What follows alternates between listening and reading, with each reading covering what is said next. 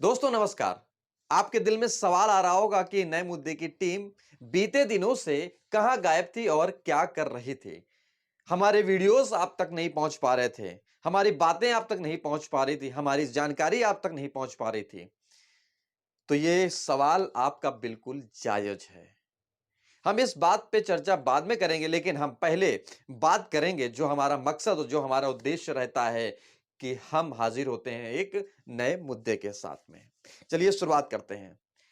शुरुआत करेंगे, भारत की भी हम बात करेंगे, लेकिन उसके बीच में हम बात करेंगे उत्तर प्रदेश की। उत्तर प्रदेश में दो नाम बड़े चर्चित में हैं।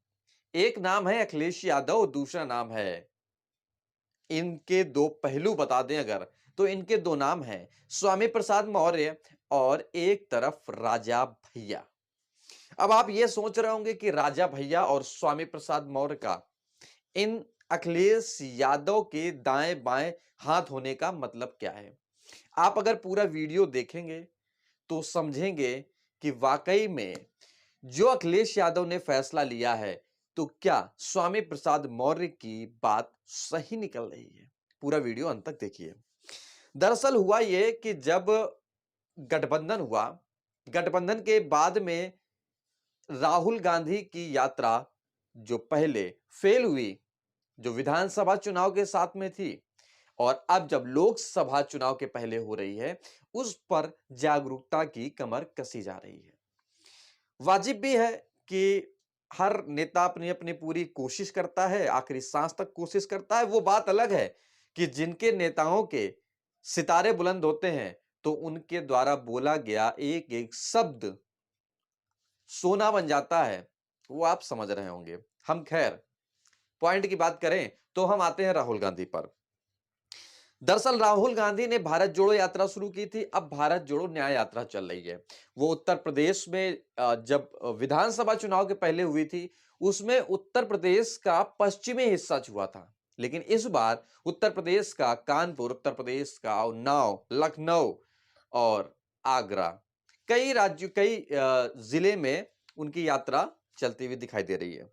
भारत जोड़ो न्याय यात्रा। लेकिन मामला ये नहीं है। मामला ये है कि स्वामी प्रसाद मौर्य ने ऐसा 13 फरवरी को क्या लिखा था, जो अब साबित हो रहा है। दरअसल अखिलेश यादव ने अब स्वामी प्रसाद मौर्य की बातों पर मुहर लगा दी है। कैसे? आप समझते जाइए जरा। बदायूं की सीट का नाम लिया, जिक्र किया। बदायूं की सीट हटा दी है और शिवपाल यादव को वहां भेज दिया है। और दूसरी ओर अब अखिलेश यादव बनारस की सीट भी हटाना चाह रहे हैं, अपने आदमी को रखना चाह रहे हैं। जब गठबंधन की हम बात करें तो कांग्रेस के खाते में 13 यानी कि 17 सीटें गई हैं। 17 सीटें में कांग्रेस रखेगी। हालांकि जो 13 फरवरी का मामला है, जब स्वामी प्रसाद मौर्य ने अपने पद से लिखित पत्र दिया, यानी कि इस्तीफा दिया, तो उस वक्त हड़कंप मच गया कि क्या स्वामी प्रसाद मौर्य अब जयंत चौधरी की तरह बीजेपी में जाएंगे। लेकिन वो चीजें बात की थी। उससे पहले यह हुआ कि सीधे तौर पर एक जो पत्र लिखा गया, उसमें यह लिखा गया कि अखिलेश यादव जल्द से जल्द चुनाव चिन्ह बदलते हैं और सीटें बदलते हैं। ऐसा पत्र में स्वामी प्रसाद मौर्य के लिखा गया। स्वामी प्रसाद मौर्य ने लिखा। लेकिन अब जब बनारस की सीट की बात हो रही है, जब बदायूं की सीट की बात हो रही है, या कहे कि आने वाले समय में और भी सीटों की बात होगी, तो क्या स्वामी प्रसाद मौर्य का राजनीतिक सफर इतना चुनिंदा रहा कि उन चुनिंदे समयों में, उस चुनिंदे समय के साथ, उस चुनिंदे भाव के साथ, उस चुनिंदी राजनीति के साथ में इतने आंकड़े तेज हो गए कि उनकी कही एक-एक बात अब सही साबित हो रही है। मैंने एक दूसरा भी नाम लिया था, वो भी आप समझिए जरा। उत्तर प्रदेश के खेमे से आते हैं तो आप ये ज़रूर समझेंगे, या यूँ कहें कि भारत के किसी खेमे से आते हैं तो आप ज़रूर समझेंगे कि उत्तर प्रदेश की राजनीति से ही होकर के भारत की राजनीति चलती है। और अब दूसरी बात बोले तो भारत की राजनीति से ही पूरे विश्व की राजनीति चलती है। होला हालांकि आप आने वाले समय में ये चीजें देखेंगे। लेकिन राजा भैया के कयास लगाए जा रहे हैं जब वो उनकी फोटो बीजेपी के कई नेताओं के साथ में देखी गई। राजा भैया अपने आप में एक उत्तर प्रदेश में नाम रहा है। वो भी प्रतापगढ़ से आते हैं, गुंडा के नाम से प्रसिद्ध थे, हैं। लेकिन चीज़ों को समझना बारीकी से ये ज़रूरी है कि अगर जो हालात इस समय बीजेपी के हैं, वो ये है कि सपा पार्टी के लोग भी कई जिलों से ऐसी खबरें आई हैं कि वो बीजेपी में शामिल हो गए हैं। तो क्या स्वामी प्रसाद मौर्य भी बीजेपी में जाएंगे?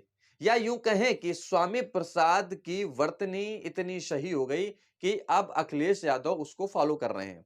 या यूं कहें कि स्वामी प्रसाद वो विवादित व्यक्ति हैं कि जो बोलते हैं सही साबित होते हैं, लेकिन इन्होंने जो पहले कुछ हम बीते साल की अगर हम बात करें, तो जो रामचरितमानस पर विवादित बयान दिया था, उसको लेकर स्वामी प्रसाद चर्चा में ज्यादा रहते हैं। उधर मायावती की हम बात करें, तो मायावती ने यह साफ कर दिया है कि वो किसी से साथ नहीं मांगेंगी और वह स्वयं ही लोकसभा के चुनाव में अपने प्रत्याशी उतारेंगी और जीतेंगी, ऐसा उनका मानना है। लेकिन राजनीति बड़ी दर्द देने वाली चीज होती है। हालांकि अखिलेश यादव ने राजा भैया के बयान पर क्या बोला था, जरा ये देखिए आप। कहीं ना कहीं ये बात तय हो रही है कि आप जब नए मुद्दे की टीम से दूरी बना लेते हैं, या यूं कहें कि किसी कारणवश नए मुद्दे की टीम अपनी बात, अपना विचार व्यक्त नहीं कर पाती, तो आपको ये लगता होगा कि राजनीति के सफर में, या यूं कहें कि देश के किसी भी मुद्दे के सफर में क्या हलचल है और क्या नहीं है। हालांकि हमारी कोशिश है, अब हम अपने पॉइंट पर आते हैं कि जो आप सोच रहे थे कि इतने दिनों से नए मुद्दे की टीम गायब कहाँ थी, तो हम उस विचार पर आते हैं, उस बात पर आते हैं। तो आप समझने की कोशिश कीजिए कि हर व्यक्ति, हर जानकार, हर समझदार, हर बुद्धिजीवी और हर श्रोता, हर दर्शक ये जानना और समझना चाहता है कि जो देश के हालात हैं, या यूं कहें जो विदेश के हालात हैं, या देश के किसी छोटे से कोने के जो हालात हैं, वो सब कुछ जानना चाहता है। लेकिन नए मुद्दे की टीम, जो नए मुद्दे का कार्य है, वो कार्य ये है कि हम किसी न किसी टॉपिक पर आपको कोई ना कोई नई जानकारी जरूर दें। जैसे मैंने आज ही आपको बताया कि स्वामी प्रसाद मौर्य और राजा भैया की बात। राजा भैया क्या बीजेपी में जाएंगे, ये अभी तस्वीरों से तय करना साफ नहीं है। लेकिन स्वामी प्रसाद की बातें अगर सही हो रही हैं सपा पार्टी के लिए, तो ये बड़ी बात है कि जो चेहरा, या यूं कहें, हालांकि सीधे तौर पर स्वामी प्रसाद मौर्य किसी के लिए साथ खड़े नहीं हुए, चाहे वो मायावती हो और चाहे वो बीजेपी पार्टी हो, उसमें भी मंत्री रहे, और इसके बाद में सपा पार्टी में। अब सपा पार्टी का भी दामन दूर हो गया। लेकिन चीजों को समझना और उस चीजों को अपने तरीके से आकलन करना, ये आपके अपने विचार हैं। आपको क्या लगता है कि अ, मायावती अब फिर से स्वामी प्रसाद मौर्य को लेंगी? ये आप अपनी राय कमेंट बॉक्स में लिखकर जरूर बताएं। और दूसरी बात कि क्या अब राजा भैया भी बीजेपी के साथ दिखाई देंगे? ये भी आप कमेंट बॉक्स में लिखकर बताएं। अगर आप कमेंट बॉक्स में लिखकर बताते हैं, तो हमको लगेगा कि हाँ, आपकी सुनने की और समझने की क्षमता का प्रारूप दृश्य, या यूं कहें परिदृश्य, पूरी तरीके से तैयार है सुनने और समझने के लिए। नमस्कार। इस वीडियो में इतना ही।